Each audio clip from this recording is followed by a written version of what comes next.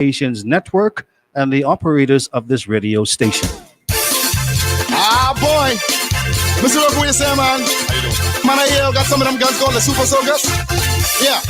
What's the prices on them, man? 45.95. And give me one or two of them, man. I can invite Peter Roker. Good day. This is Peter Roker, Global Talk on Global Radio 99.5 in Nassau, Bahamas. Good to be with you on this beautiful, sunny day. Nice blue sky and nice breeze blowing. Hasn't been as our last few days been a bit cloudy because of the kind of funny weather we've been having. Okay. Anyhow, it's good to be with you. I want to let you know the numbers here: 326-0271, 326-0272. WhatsApp is 813-0271. We're on Facebook, Global Facebook, Global YouTube, Cable Bahamas 974, www.global995fm.com, TuneIn Radio. So you got a lot of options to be able to listen in or, catch it later on. Now, just want to mention that my cell number is 424-0749. You can call me anytime during the show, after the show. Okay, where do we start this morning? Well, or today rather. Well, other things to talk about. As a matter of fact, I meant to call a friend of mine, Stone McEwen, and didn't get a chance to, so I don't know whether he's listening or not. But one of the things he keeps talking about is the ballot, the voting ballot, whether or not it's secret or not. And this has been something really up in our face for a very long time, in as much as we get a drink of water right here.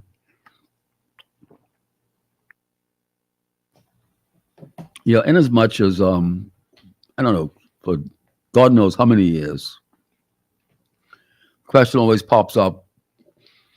And as the listening public, anyone who wants to call in about that issue can do so. And the question is, do we have a secret ballot or not? Now you would think that this could be easily answered one way or the other, but apparently for God knows how many years, no one seems to be absolutely sure that we do have it or we don't have it, okay? And I know that Stone McEwen, as one of his passions, and as a matter of fact, no later than yesterday, I received a communication, a WhatsApp communication from him. And it's a pity that I didn't get a chance to call him. But think about that. Do we have a secret ballot or don't we? We have a phenomenal amount of what used to be QCs and now KCs, very prominent legal minds. We have some very prominent social people, let's say civil society people. So you would think this question could be easily answered. Anyhow, now I shared something I saw on social media earlier today, and it was someone. It seemed to be an American talking to an Indian. I don't know whether Indian was in India or in Canada or the US or whatever the case is, but the discussion that they were having is this person, the Indian guy is, maybe a multi-millionaire, at least a millionaire, and he was saying that he drives a $5,000 car, and the other day, the people that the area that he lives in, the people that his neighbors called in and said that someone left a derelict car parked on his premises, and he should call the police and make sure to have it removed. So he politely told them that the car belonged to him, and that's how he got to work, back and forth to work, and that is what he uses because he can afford to buy a $150,000 car, but his mentality would be that, I can take that same $150,000 and invest it and make money from it. I can find a much more useful purpose for the money, and it comes to light in terms of the whatever mentality we would have in the Bahamas, right? But it's no secret that we come high on the list when it comes on to consumerism. And I'm not one to criticize anyone. I'm certainly not trying to do that. But what I'm saying is that if you find yourself not being wealthy, and to be more bluntly, you find yourself being poor, I think the first thing we need to do is to, try to conserve whatever funds we can conserve. So unless something is absolutely critical in terms of spending money, you try and not spend that money and make your life a little more assured in terms of how can you, create this ability to not only put money away, but put money to better use than just the type of car you would drive or even the type of food you would eat. When I say, obviously, you need to eat healthy food, and obviously you need to get back and forth to your work or workplace or whatever. So I'm not saying you cannot have a car, don't want to have a car, but you have to be mindful that the whole purpose is when you find yourself in certain circumstances is to be able to get out of those circumstances. That has to be the priority in running your life, So the article made a lot of sense to me, because he did say that, not to say that he wouldn't buy a car later on for, $100,000, but right now, even being a millionaire, he chose not to. So moving on this morning, going to be not this morning, but I keep saying this morning, is moving on today. It's going to be a mixture of different ideas. My show normally deals with a lot of not only ideas, but as we are in this country today, we have to stand and look at where we are and where we want to go. And, I'm fearful to a large extent of the tremendous amount of young people coming up in today's world and what is in store for them. What is their mentality toward life? And I get really concerned when I hear so much about jobs. I hear so much about employment. And truthfully speaking, I believe that any country, particularly a country like the Bahamas, should really be dealing with entrepreneurism. In other words, our young people becoming employers rather than being employees. Now, that might be easier said than done, but you don't have to be an employer either. But in being an entrepreneur, you can, well, let's put it this way. You can be an employer simply by just employing yourself. Simply by just employing yourself, you become an employer. And so the idea of being able to generate your own income. Now, when you examine that, right, and you say, okay, fine, we have a country. How can this man be saying that we don't need truck drivers who are working for a company? We don't need masons that are on the job, a construction site. We don't need clerks in the store to serve us. I'm not saying that. I'm really not saying that. What I am saying is that we need as much as possible. Okay, that person might start out as a clerk, but his or her ambition, should be to convert that ambition of being a clerk. And being a clerk should be an ambition. I mean, Let's talk about that for a second. Let's talk about how people's attitude are toward certain things, right?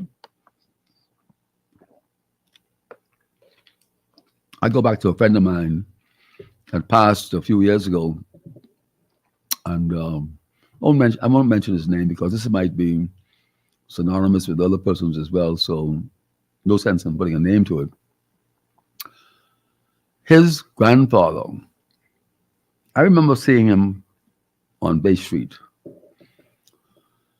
His grandfather wore a suit and a tie. And if you were passing on Bay Street early enough in the morning, you would see this gentleman with a broom, a sweeping broom, and something to collect the dirt in, and putting a rollaway, that's what they used to use back then, a rollaway dumpster, like a big wheelbarrow with a cover on top of it, right? He is sweeping and cleaning Bay Street. He is a garbage man, but he wore a suit because he felt extremely proud of his job.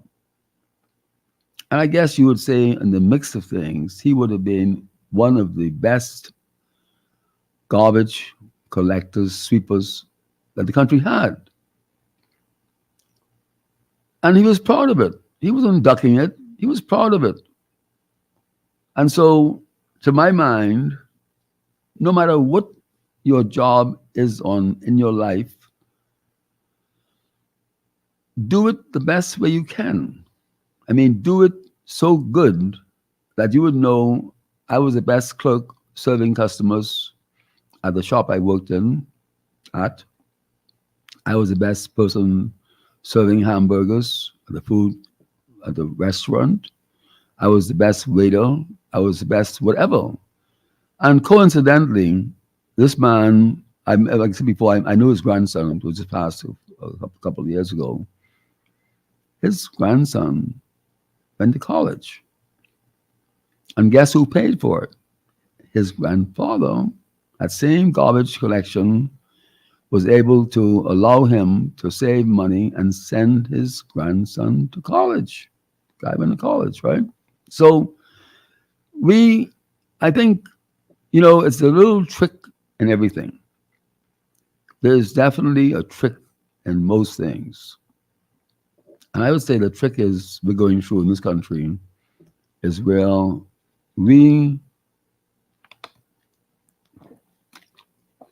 really thirsty this morning. But we, as a people, some of us as a people, cannot sort of grasp the fact that anything we do in life, if we do it as best as we can, when we get to the end of doing that, that gives us that spirit and that urge to go on to the next thing. So in other words, I know of a gentleman that worked as a mechanic's helper. Then he did that really well. And then he became a mechanic. And he worked for an auto company, sold vehicles and so on. They had auto agency, right? Well, he became president of the auto agency eventually. So he started off at a level. I was talking to somebody a couple of days ago who is an attorney, a notable attorney, that was a packing boy at the food stores. So what we as people living in this country have to come to grips with is where the young people need to be motivated in being the best that there is. Now, I'm not saying that a lot of kids aren't motivated to do that. But I believe more need to be on that same page in understanding that if they can try their best in whatever endeavor they're doing, then their brain and their body will ask for more. It's like when you exercise. At the beginning, let's say for argument's sake, if you're lifting 10 pounds, just for argument's sake, you lift that for a week or two or a month, and all of a sudden your body is saying, I need a little more weight. So you maybe go to 12, 15 pounds. And so I think that's everything around us is being able to challenge this mind of ours and challenge this body of ours. And this relates more to the younger people than it does anybody else, because once you get settled in becoming a couch potato or satisfied with, with sitting at the bar and drinking whatever, a little more difficult to change that. Okay, not that you should be doing that, but not that you cannot be changed. But the point that I'm getting at is where we have this enormous amount of young people. I mean, when I drive by, when school is open, you drive by and you drive by on Blue Road, Wolf Road, I mean, almost anywhere. And you see these schools letting out children. I mean, an enormous amount of young people. And so, I've said this before, and I said again, when you think that we are next door to maybe as much as 700 million consumers, that we are able to cater to them. And when you think about the age of the computer, the internet, the ability to communicate by WhatsApp to anyone in China, anyone in Canada, the FedEx, the DHL, the ability to get product from one country to the next country. You don't, and of course the pandemic taught us a lesson too. You don't have to be in the United States to sell to the United States. You don't have to be in Canada to sell to Canada. I mean, you can, I mean, there's so much avenues for commerce. There's so much avenues for light manufacturing. Oh, and when I say light manufacturing, how much have we dealt with in exploring, what opportunities, I know years ago, driving in Orlando, I've been driving in there since then, right? But I mean, Christ knows how many years ago. And I see Tommy Bahama, Tommy Bahama. Well, wow. I'm proud to see our country's name in Orlando. But I want to kind of like divert for a second. The same kind of idea though, and give my opinion on something. It's my opinion. And it's not meant to criticize anyone else's opinion, but it's certainly an opinion that belongs to me. And the other day, I was listening or reading something that spoke about the subject. Christopher Columbus. Christopher Columbus, set out from Spain to go to India, the Indies, India, Asia. And he was able to convince the king and queen of Spain to finance his three vessels, I guess, the Pinto, Santa Maria, and Nino, I believe. Anyhow, 3 vessels, right? And he was also convinced, back then it does say that not that many people thought you'd fall off the edge of the world. But some people did believe that that horizon was the end of the world, and you go past that, you're going to fall over. But he didn't believe that, and not many people believe that. They realized they were dealing with a globe, and he set off and ended up with almost a crew that was ready to mutiny on him and take the ship over, maybe throw him overboard and head back to, or try and head back to Europe, because quite frankly, they didn't even know where they were. And they may not have known how to even get back. They may have had they would navigate by the stars, etc., right? But they became fearful that this trip would end in starvation. They'd never see land again. And they got to the point where they were ready to put him in jail, put him down in the bottom of the ship, and try and get back to Spain before they saw some seagulls. And after they saw the seagulls, they, of course, saw land. And the Bahamas has the distinction of being the first landfall in the New World. Now, that is one phenomenal distinction. That's something that no one can take away from us. No one can take away from us. And let's talk about that for a while. Let's talk about San Salvador. Now, I know there's some question going on. A good friend of mine from Cat Island would debate that whether it was on Cat Island instead of San Salvador, but we have to agree it was the Bahamas. There's no question about that at all. Christopher Columbus, the first landfall in the New World. Think about it. Think about what it includes, for God's sakes. It includes all of the Caribbean, South America, Latin America, United States of America, North America, including Canada. Think about it, how huge, how monstrous.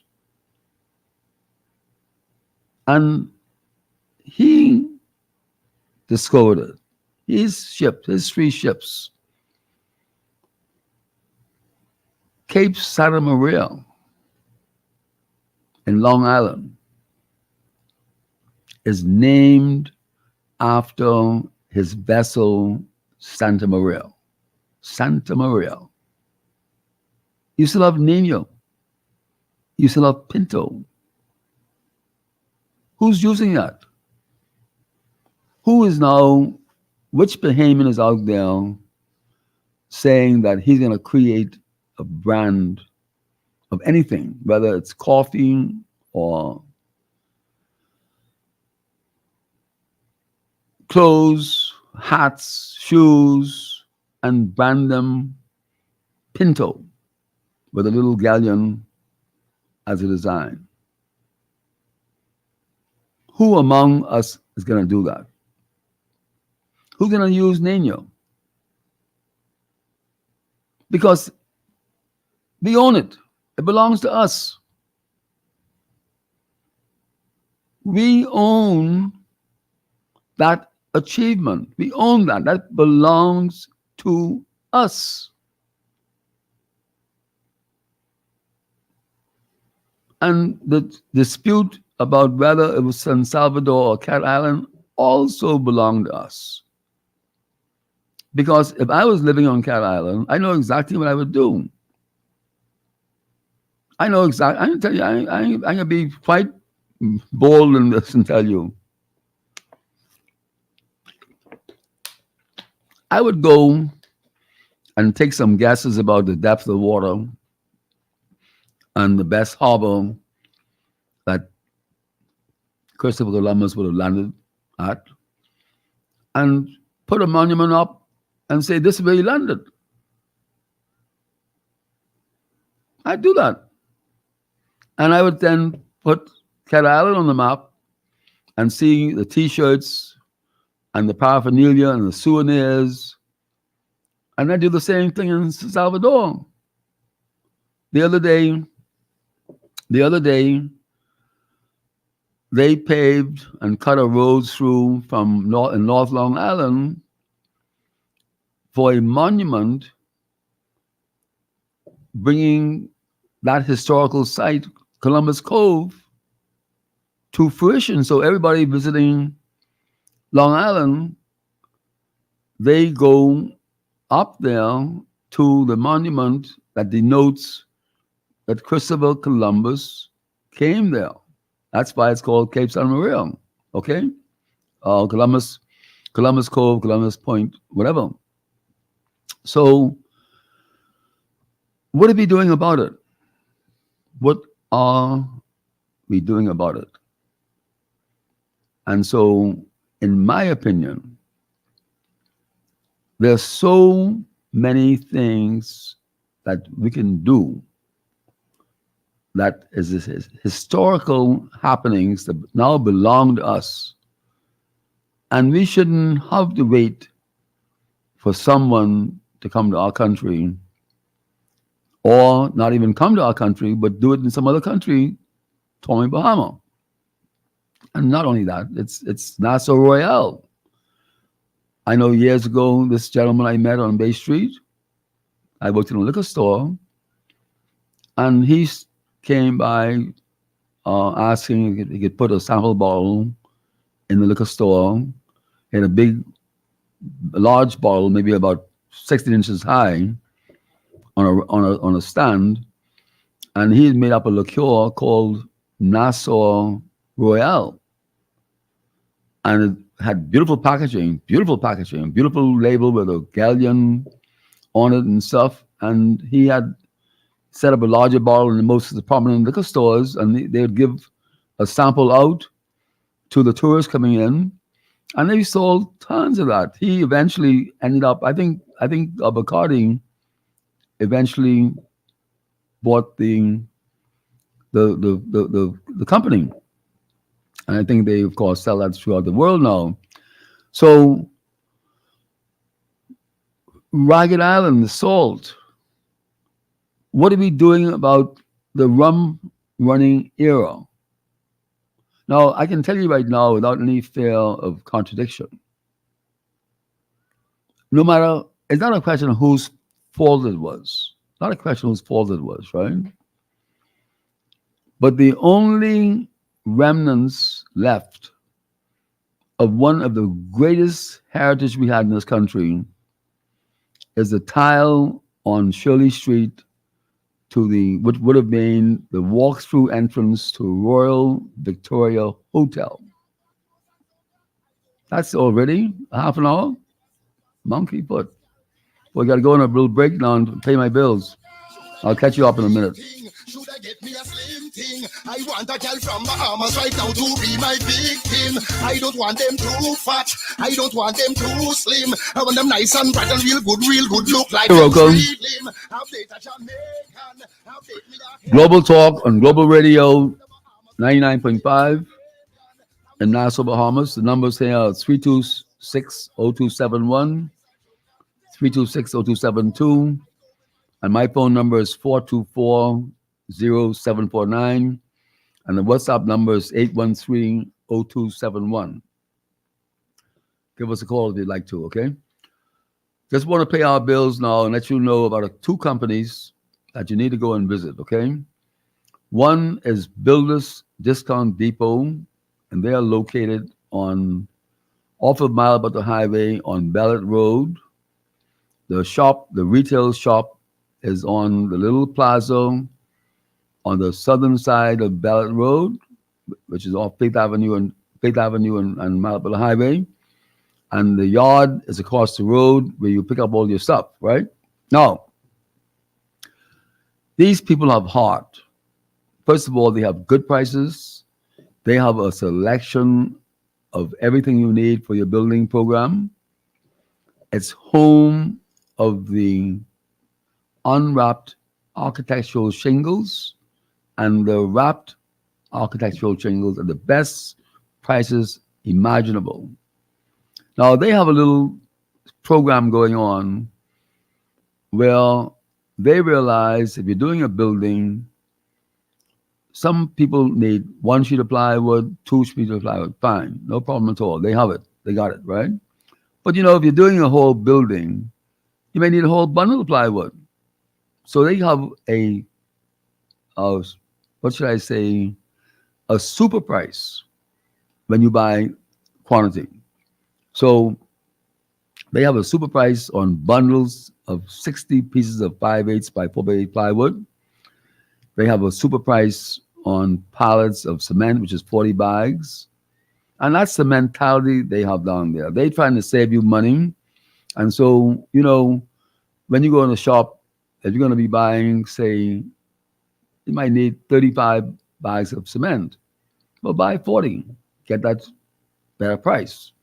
You might need 30 bags, 40, 50 bags of sheets of plywood. Get 60. Get a whole bundle.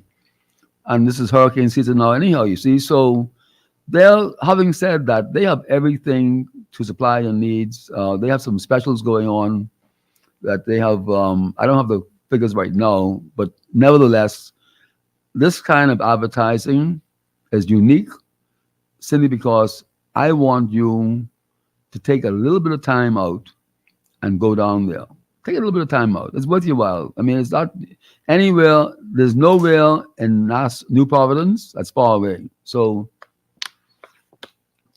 take your time out and go down to Builders Discount Depot on Ballard Road off of Malibu Highway and Faith Avenue. Now, having said that, their sister company or brother company, which one you call it, maybe brother company, is RWI, Regional Wholesalers and Importers, and they have Little Giant in the Bargain City Plaza on Carmichael Road. Now, Little Giant changed hands, but it's been around for a very, very long time, and people know it. Now, they have the same good stuff there, slightly lower hours. Now, I didn't mention with BDD, I need to mention that. Their motto for both those companies is here, serve you. Builders Discount Depot is open from 7 o'clock in the morning until 5. The reason for that is they're there to serve you. They're open on holidays. They're open on Sunday. RWI Little Giant is open from 7 till 3. But they're also open on holidays and Sundays. So they're there to serve you, and I welcome you and urge you to go down there and see them, see what they have, talk to them. They are there to serve you, and they are waiting. They'll do anything to make your visit a good one. Thank you very much. Boy, Mr. Roker, what you say, man? Man, I hear you got some of them guns called the Super Soakers. Yeah. This is Peter Roker, Global Talk on Global Radio 99.5. Just want to mention about my little ads and stuff. They may seem crazy as the devil, but they're meant to give you information. And I think that, I'm not criticizing the way anyone else would do their ads, right? But I stand up for the way I do my advertising because I want you to know it's not something that we're having a big sale tomorrow that'll end, final sale or blowout sale. This is an everyday thing because you need stuff every day, and you need to know that. I mean, I think one of the most important things in doing business is for people to feel that people want. In other words, they appreciate your business. When you go in a shop, you want to know that you're appreciated. When you buy something, you want to know you're appreciated, and you want to know too that people will go the extra mile to help you and make your shopping with them something you can remember. And the other thing too, let's face facts. We are all hustling. And so Sunday, go to church, finish your church, you say, man, listen, I need to fix that door, or I need to tile that little area there, or I need to pour this little foundation. You want to know that people are there to say, I can go on there and get my cement, my sand, my rock, nails, whatever, and so what they say about a rainy day, not a rainy day, but a good weather friend. You want people to be there for you in bad weather as well, and that's what those two businesses all about. Then they're gonna help you. So my kind of advertising is to say to you, go down there, man. Go down to discount Builders Discount Depot on Ballot Road or Plate Avenue on the highway, and go down to uh, Little Giant. They've been around for long, new management, but they still the same principle. Okay, so go down there and meet with them. Okay. Now going back to what I was talking about, and what I was saying was that branding. In other words, um, we need to dissect this whole country. And I was talking about Royal Victoria Hotel. Okay, I mean, if we had, let me just say this to you, if we had Royal Victoria Hotel today, the way it used to be, there'd be nothing you could not, it would be absolutely, totally, inexplicably priceless. Priceless. There'd be no amount of money that you could buy that for. And from a touristic perspective, there would not, the amount every visitor to this island would be going through there. I'm telling you that. I mean, it would be as popular as Disney World, because there are people that know about World Victoria, but there are persons that don't. You have to know your past. And Royal Victoria was out of Gone with the Wind. Just look the movie up. And if you see Gone with the Wind, and it had more than Gone with the Wind, because it still has, I haven't been up there recently, but I hope that it still has, a huge silk cotton tree. And on that silk cotton tree, about 10, 12 feet high perhaps, was a wooden patio that had a 30-piece minimum steel band. The frangipani in the air, the night jasmine blooming in the air, and this most beautiful music you could ever hear being played under a beautiful sky. And you could just imagine the era, that type of architecture and the type of dresses they would have worn. And you had these waiters going around with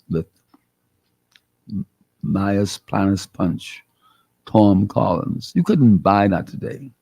You couldn't, tourism, you couldn't buy that today. So what have we done with it? You drive by, I'm happy to see that Government House was renovated, cleaned up and stuff. I haven't gone inside or whatever, but on the outside, the walls fixed up and whatever else, right? Where's Columbus's statue? Where is Columbus's statue? It needs to be there. It needs to be somewhere there. Because it was he that discovered this new world. Now, you see, I would say to you that in whatever we do, it's important for us, it's extremely for us to know history, where we came from. But we should protect the present. So you think for 1 second that we can hold title to being the first area in the world to be discovered, in this new world to be discovered, that we can be ashamed of that? No, we cannot be ashamed of that. We have to understand that when you see people coming to this country, they know that already. Oh, the Bahamas, maybe Santo Domingo is trying to take it away. I know they'd like to, because they beat that to death. Okay? They have that church there where he was, I think, the governor of Santo Domingo, or Dominican Republic. So, but I'm getting back to the monetary value of what we have. Royal Victoria. Where are the souvenirs commemorating that hotel? Where are the souvenirs commemorating the British Colonial Hotel? And if I'm not wrong, what is it in Miami? Oh, Lordy. The gentleman that developed a big part of South Florida was the developer of the British Colonial Hotel. Okay? And the rum running days, the vessels that would be popular. You know, we have this treasure trove of things that we can export. Today with the internet, today with the 12 million tourists, and this goes on and on and on. And these thousands and thousands and thousands of young people, I'm not saying it's anyone's fault. I'm not saying what government should be doing about this or I should be doing about this, but we have something we need to look at, because these are intelligent young minds that need to understand that they have to aspire to being the creators of tomorrow's and next year and next century Bahamas. And understand that rests on their shoulders. But we have a treasure trove. The other day, I think they found some other relics of the Iraq Indians in Clarencetown area. You know, I love that, you know, I love the past, okay, in terms of our history and stuff, right? I was reading something the other day where the scientists had found I think the eggs of dinosaurs, and what they had to do to how tedious it was in terms of trying to resurrect that egg, remove it, put it in a museum. Forget where it was. I forget where it was. But the point I'm getting at is that we have such a diversification of things of interest in our country, and such a diversification, or rather not such a high volume of persons having an interest in this part of the world. Where this radio station is, across from there is what I would call a museum. A museum. And not to see people going out there in droves, in and out in droves, to me, there's something wrong with that. And not to see school children going in there, out of there in droves. Because if you go in there, I'm a member of the Historical Society. And if you go in there, I think most of the people that are in there are volunteers. But that is history. That is what we're all about. That is what, you know, the people changed history as we went along. And we're now, today, we are the people now responsible of what's happening today. We're not responsible for what happened before. We can make what we have to do is if there was something wrong with happened before, don't let it happen in the future. Understand and protect yourself, insulate yourself from that. But I'm now on a whatever you want to call it, right? But now what I'm saying, let me tell you my opinion. We cannot go on the way we're going on. We cannot do that. In order to criticize the past, you have to know the past. And in order to criticize the bad things, you have to know the good things. And in order to be successful in someone else's country, you have to be successful in your country.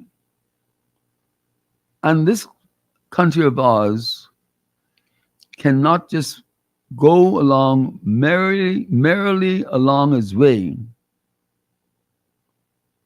just thinking about jobs and just thinking about fast food and a cell phone and the normal comforts of life. It can't work that way. Our younger generation especially, and it could be the older generation as well, but the younger generation have got to be bitten by a bug.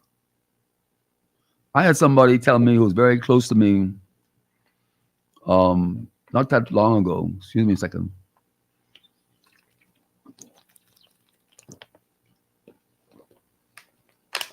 A young person told me that in the last 5 months, they learned more in their life than they've learned in their entire life in the last 5 months. And I can tell you why. I know exactly why. Because they got involved in a work environment that instead of seeing figures as being boring, they saw figures as being exciting. Those figures meant the sale of this product. Those figures meant adjusting those figures. I mean, what happened with them is they were transformed because they were bitten by that bug. They were bitten by that bug. And when you look at our entire country, I mean, I was so happy because the person is very close to me. I was very happy about that. But when you look at our country, we need to get our young people bitten by that bug, bitten, and to get them excited and feverish and get them to understand that they are the ones that can change things. They're the ones who can make life different. That they can have the self-satisfaction of knowing that I made the difference. And just this morning, I was on the internet, and this lady that I forget, I'm just very sorry, I don't remember the name. But she was a colored lady, and she was mostly responsible for the space program that we are enjoying today. Now, when we're on the subject about achievement by colored people, I say colored, okay? Because 99% people in the world is colored, right? I want to say that, people of color have nothing, absolutely nothing to be ashamed of. And if you are a person of color in the Bahamas today, you might have something to be ashamed of. And what that would be is if you're not paying homage and if you're not celebrating the achievement of other colored people that did enormous amounts of things, achieved enormous amount of things under totally impossible conditions. Okay? And that is why we cannot just accept. I'm telling you, it is unacceptable for us to have these enormous amounts of children coming out and believing that a high school D grade average means anything. As a matter of fact, some of the greatest people in this world said, please, for God's sake, please spare me from an education, from a school education, because it's the worst thing in the world. So I know that's a pretty harsh statement, but truly, we got to look at it. We have to look at it. We have to look at what the sponge industry is all about. We got foreigners, I think in Bimini or Grand Bahama, that are trying to grow conchs and crawfish. And we have got to really understand the value that we have and the amount of fantastic young people that can be cultivated to take advantage of that. There are many, now let me say this to you so you understand. There are young Bahamians and other Bahamians that are doing that. I'm not saying they're not doing it. But what I am saying to you is that as far as I am concerned, we don't need a bunch of employees looking for making a salary and being content with that. We don't want that. We want persons that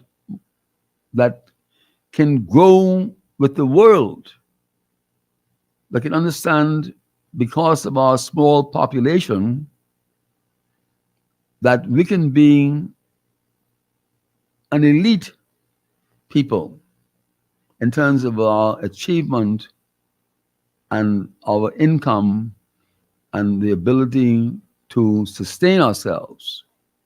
Now you might be saying that, hey, listen, that's impossible. It doesn't make any sense. But I refer back to some of our educators. Ask them whether it makes sense or not. Ask the carpenter or mason how he's doing. Ask the entrepreneur how he's doing.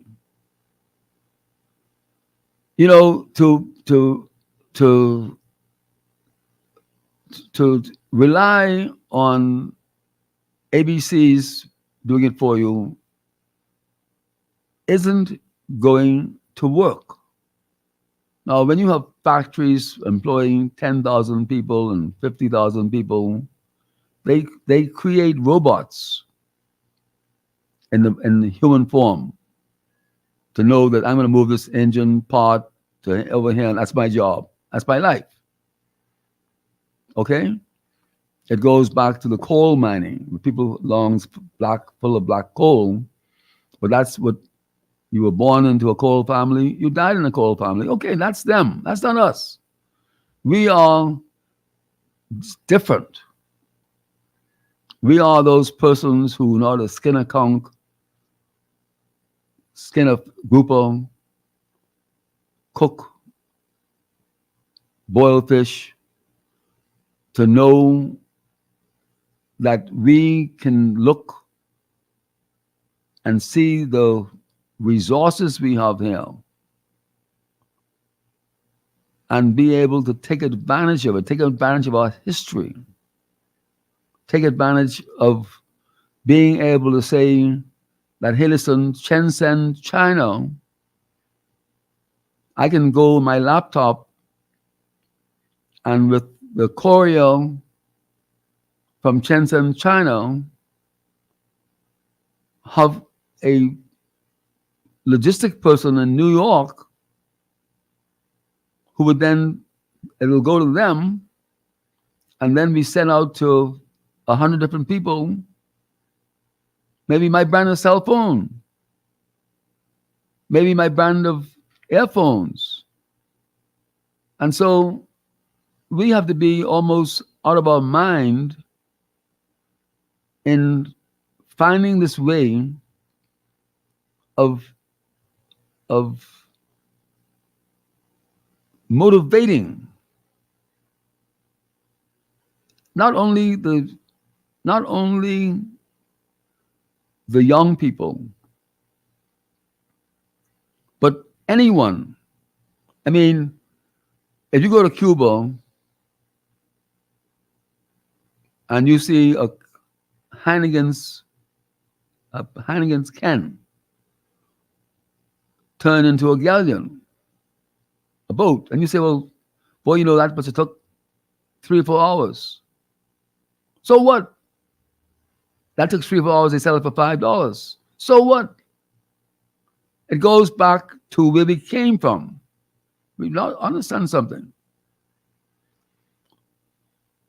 When you go in back of off the main road in Long Island to O'Neill's, and you sitting down with a lady, and she got a kerosene lamp going, and she there talking to you, but her fingers moving like she on a cell phone, texting.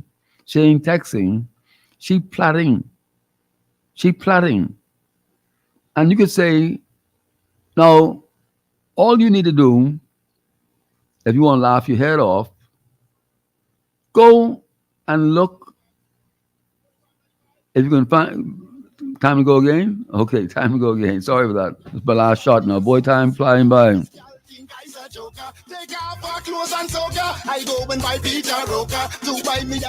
Hi, this is Peter Roker, Global Talk on Global Radio 99.5. Good to be with you. Time to pay some bills, and I'll go straight into it. Only two companies I'm promoting, and that is Builders Discount Depot. They are on Ballot Road off of Samala Butler Highway and Faith Avenue. You got to go down there. I ain't gonna be telling you about this price and that price and the next price. You gotta go down there, man. Take some time, go down there, meet the people, get in our system because they give a prize out every week, I think it is, to one of the patrons, okay? But go down there.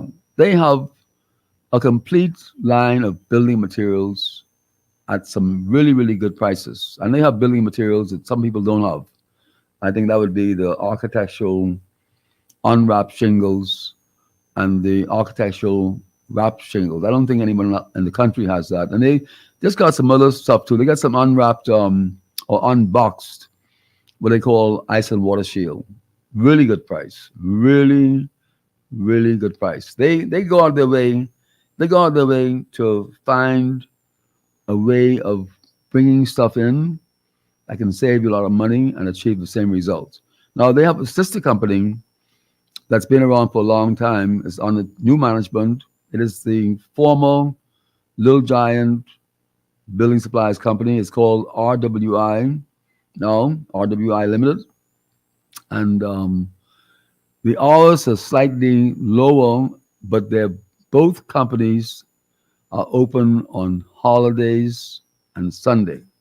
So like tomorrow, they open for business from 7 a.m. to 3 p.m. Both companies. Little Giant in the Bargain City Plaza on Carmichael Road and Builders Discount Depot on Ballard Road off of Samalabad Highway and Faith Avenue. It's worth your while to go and have a look. No, seriously, okay? Whether you're a contractor, whether you're putting a building up, or whatever you're doing, you should really, really go and meet with them, see what's going on, see what's going down, see what's on special. I know they have some steel doors on special, 3 feet and 30 inches, 2 foot, I think 2'8" or 2'6", and the 3 foot ones. Really, really good pricing. Really, really good pricing. Okay, so go and have a look. Cement, lime, thin set, sheetrock, Durock. They have every single thing you need down there, and hours to suit it, and they appreciate your business. And so please go down there as soon as you can. All the best. Thank you very much. Okay, Jason. Back to the show. Mr. Roker, what you say, man? Man, I hear you got some of them guns called the Super Soakers. Yeah. What's the prices on them, man? $45.95. And give me one or two of them, man. I can invite people. Okay, Peter Roker, Global Talk on Global Radio 99.5 in Nassau, Bahamas. This is the last segment of the show. We'll be ending at 1:30. Good to be with you, okay? Yeah, we're talking about plotting. And you know, there's a lesson to be learned in these situations. It's like the strength of, say, saving money consistently. A dollar, a dollar, before you know it, it's thousands of dollars, right? But let's go back to the plot. So these people are sitting in the nighttime talking. They already ate the food, they already cooked food, and they're sitting down talking, lamplight, and the fingers moving, the fingers moving, the fingers moving. Even the children, the fingers moving. Just like they're texting at 1,000,000 miles a minute, okay? But they're not texting, they are plotting. You go out and look at a roll of plot, and you would say that roll of plot, I'm only going to guess, maybe 50 feet long. And there's 11 pieces of plot together.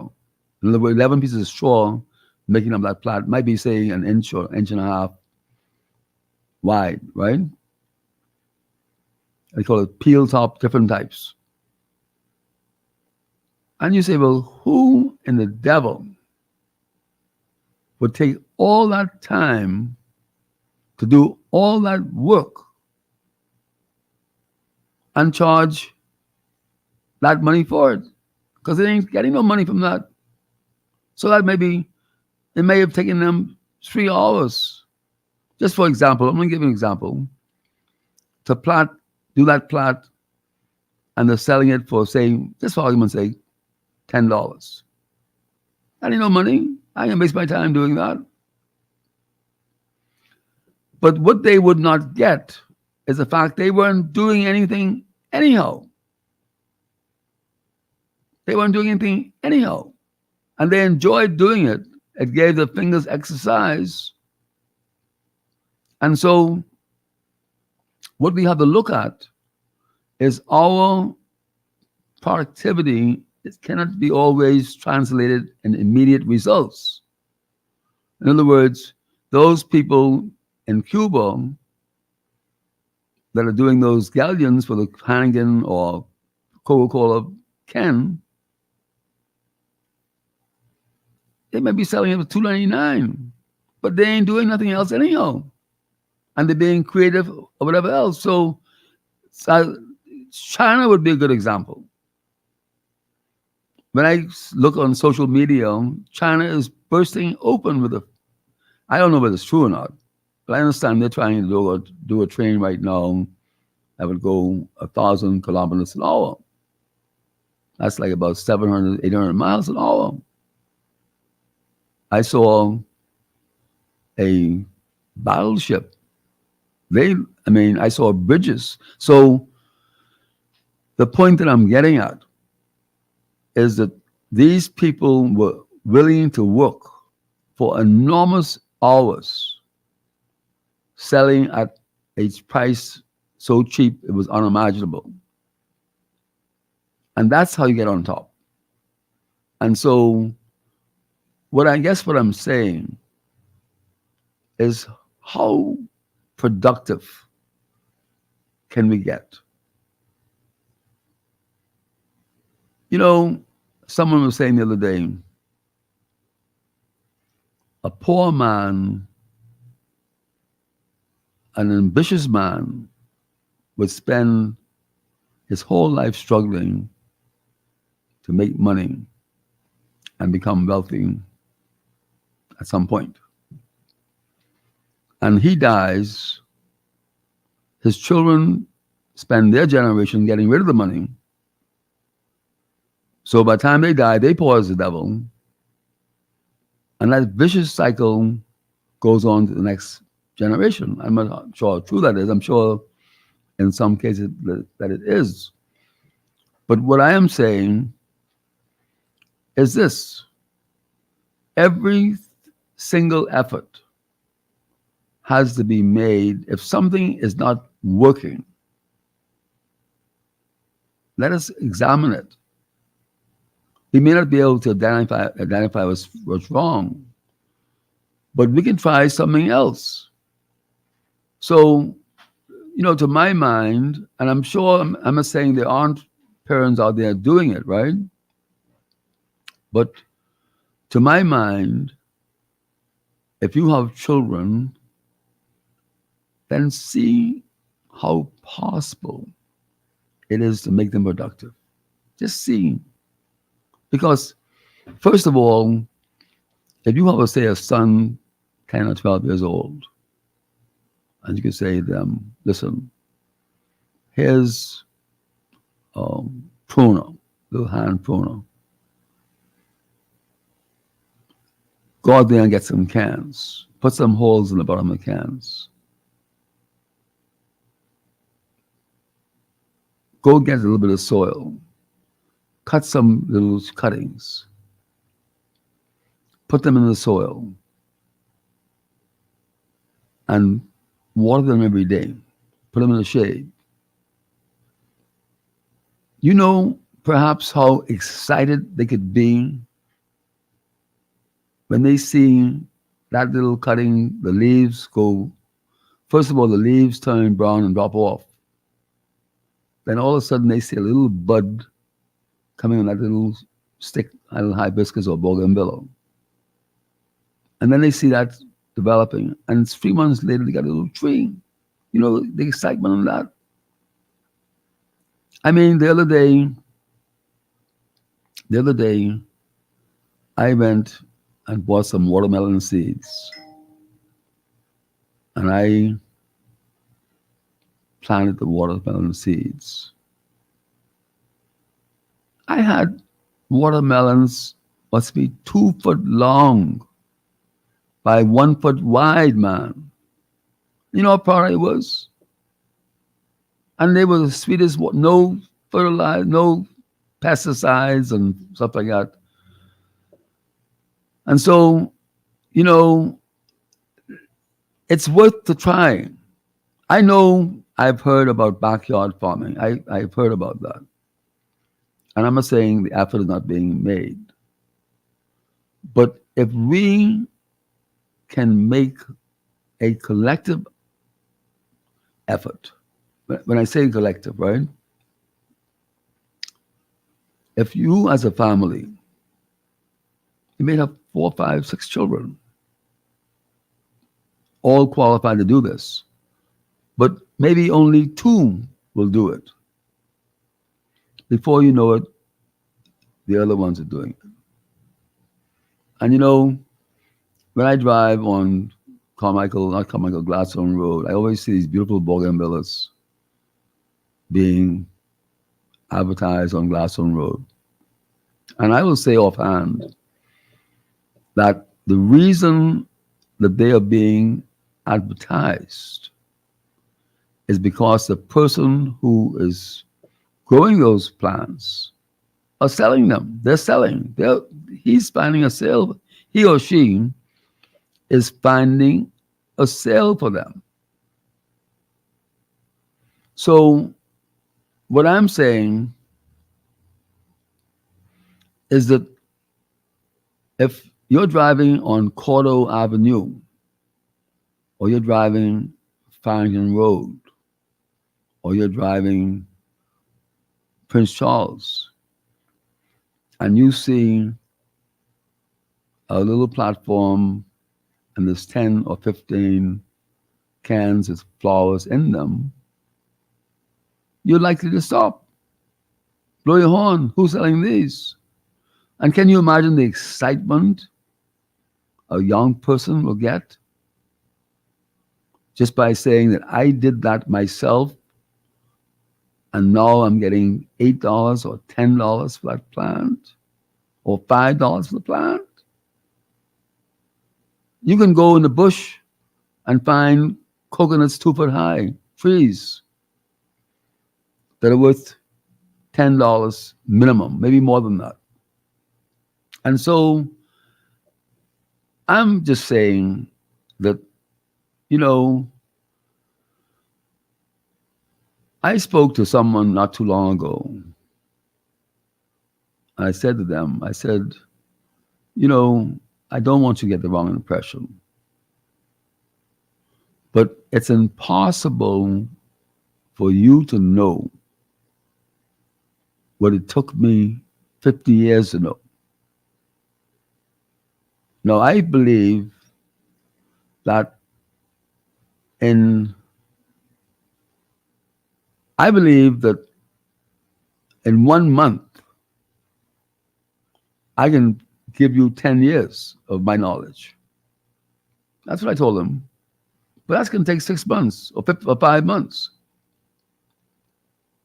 And so we got to understand that if someone is 10 years old or 12 years old or 15 years old, and you're 30 and 35 and 40 and 45 and 50, they don't have that experience and knowledge. It took you years to get that. So if you're able to reason with them, and I'm not saying it's going to be easy, but if you can just get that spark, you can light that spark, and then say, yeah, I'll try that. Yeah, I'll try that. I go out and find these empty cans or containers, but you put a hole in the bottom of it. Yeah, I can go and get this little bit of sand along with the soil. Yeah, I can get some chicken, and put in that for the fertilizer. Yeah, I can, in the season, grow some tomatoes. Yeah, I can do that. Well, that's the beginning. And that is where we came from. We came from that environment. We came from growing sugar apples and soursops and tomatoes, and we came from doing planting and our own way of making ourselves self-sustainable. And then we talk about Shenzhen, China. I've been to Shenzhen, China. You need a passport. The Chinese can't get in Shenzhen, China without permission. That's how strict it is. That is probably the tech center of the world,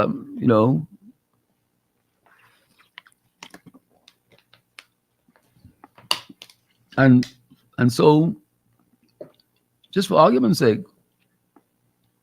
as direct marketing, as something go on the internet, you go and see these things on the internet, you think these companies are 50-story buildings. You got somebody in a little room, in the bedroom, selling to the world. So can we make an experiment with that? We've got to do something.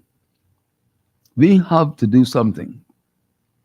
I'm not even trying to tell people what to do. All I'm here doing is bleeding like a goat and saying perhaps what could be, what could be.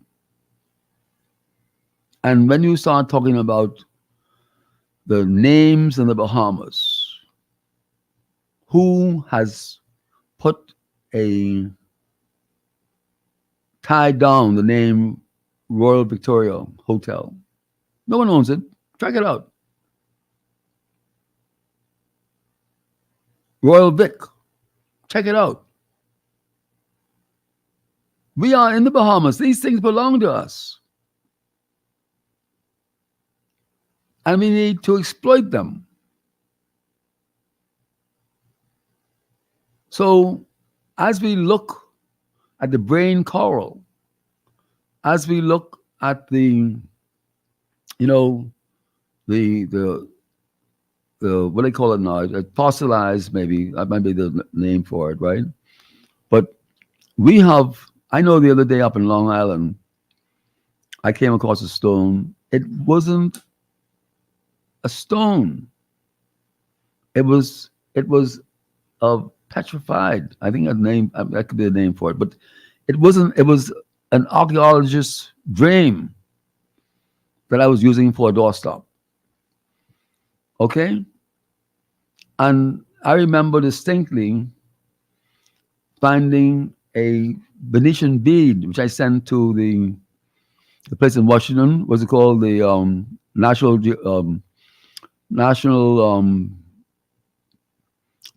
Geographic. Okay? Sent it to the museum there.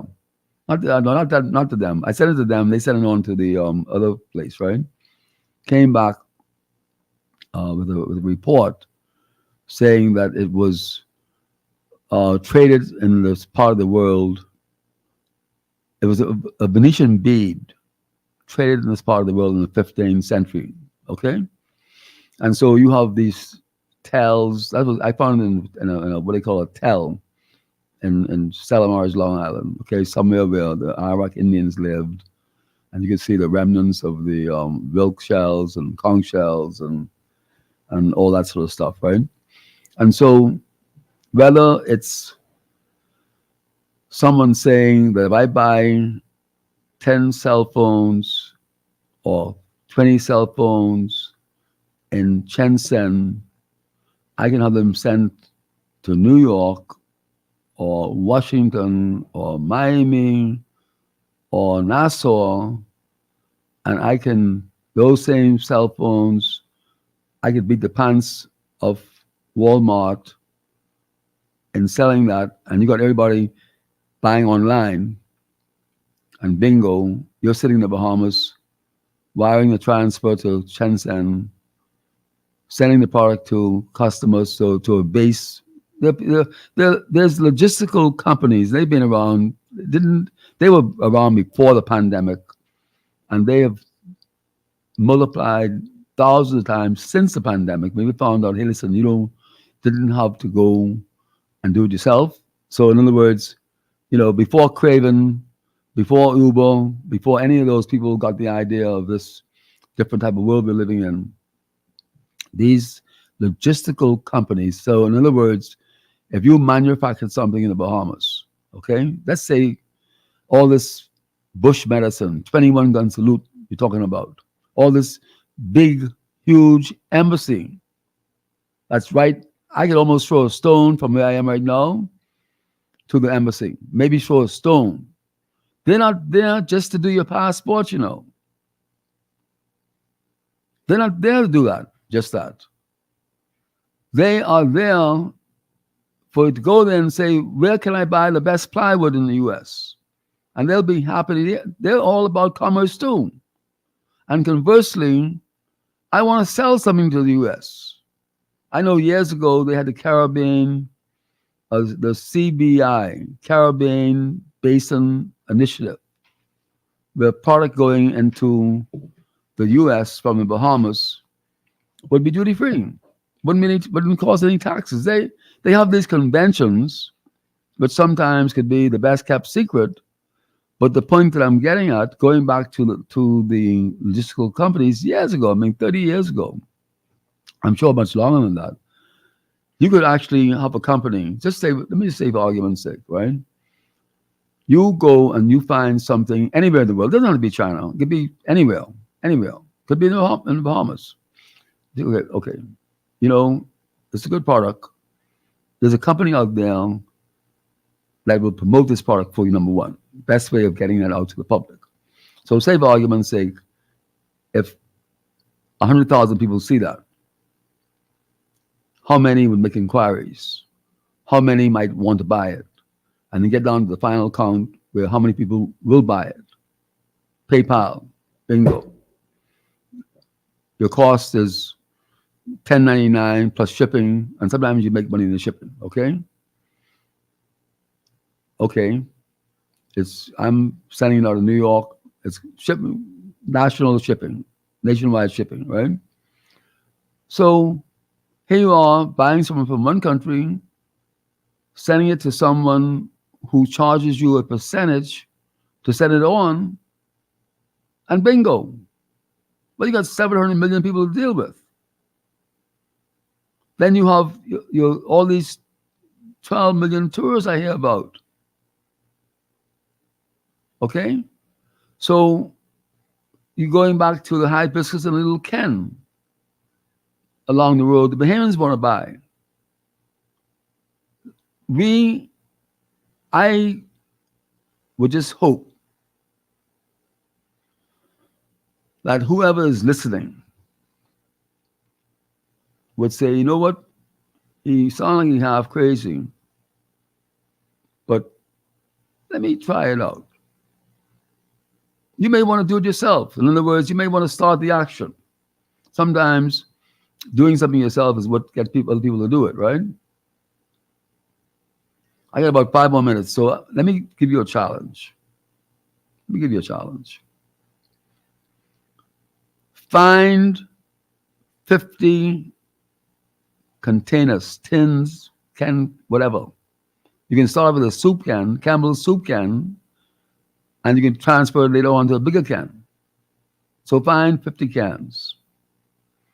If you don't have it, you need a little small hand pruner, little small ones. If you can find, I don't know if they still sell routine or something similar, but if you can find a routine type thing, and honestly, if you go to the internet, you can find you have many ones you can make yourself. I've seen it several times, right? But I know, but years ago, routine was very popular. But if you go and Google that, you can find the thing that's dip it in to make it start to root. Okay, and for God's sakes, do up 50 plants. I mean, I got mint growing wild, and all you need to do is cut that and put that in a piece of water, and before you know it, you got roots. And there's all kind of gimmicks out there now. But what I'm saying, if you do 50 plants and you get them to a certain level, it may take 2 months, man. It may take 3 months. You keep watering, put them in a shady place, right? And then put them out with a little sign. Okay? And don't charge them too much. Charge cheap. If you get a chance, you're going by Westridge, go through some of those bushes, and they got plants you can take off the ground. Coconut trees 2 foot high. That's worth $10, $15, $20, $30 each. Okay, I ate a mango this morning for breakfast, and I put the dog on cedar bait because it's the sweetest thing in the world, and it was a big behind mango. And I can put that seed to try and grow that mango. But we have to do something. And before I leave now, I want to throw one little challenge out to you as a parent, right? Now let's talk cooking. I'm a parent, you're a parent, okay? If you have a young let's say you got a 10, 12, 15-year-old child, right? Come on now. Okay? Let's talk turkey. And you can get that child interested in doing something that takes a couple hours a day, other than the other stuff. If that child gets bitten by that bug and can go and open up a little bank account and say, I'm generating a couple dollars, would that be valuable to you? Would that make sense to you? Would you be happy about that? Would that relieve some of the stress from you? Think about it. Just think. Where that child, when somebody calls the phone, I'm sorry, I can't talk on the phone right now. I got to go water my plants. And so that's what I'm saying. It's not only the making the couple of dollars, you know. It's never about the money. It's about what it does to a person. And you as a parent, I'm asking you straight and plain, don't answer me, answer yourself. Would that make sense to you? Would you be a happy parent? Would you feel better? That's what I'm saying. We must do something. And it's not us doing it, it is merely us motivating. The first people we need to motivate are our children. The first people we need to motivate. And then if the schools want to do something different, if they want to say, you know what, we can stop the ABC is not working. There's got to be, the ABCs are needed. Yes, they're needed. I get that. But there has got to be other things along with that. Well, you know what? Jason's looking at me. He say, boy, you got 1 more minute. All this talk you talk, you know. Oh, Lord. Hey, anyhow, it's been real. Hey, the show went by really, really quick today, as usual. Good to be with you. And I just wish you well. And I know that we're on the same boat. And everything I say on this show is meant to help. Okay? To talk. Certainly my ads are very, very unusual, but that's where they are. Take me as I am, okay? This is Peter Roker, Global Talk on Global Radio 99.5 in Nassau, Bahamas. Good to be with you. Thank you very much. This girl think I's a joker. Take off her clothes and soaker. I go and buy Peter Roker to buy me a super soaker. This girl think I's a joker. Take off her clothes and soaker. Should I get me a big thing? Should I get me a slim?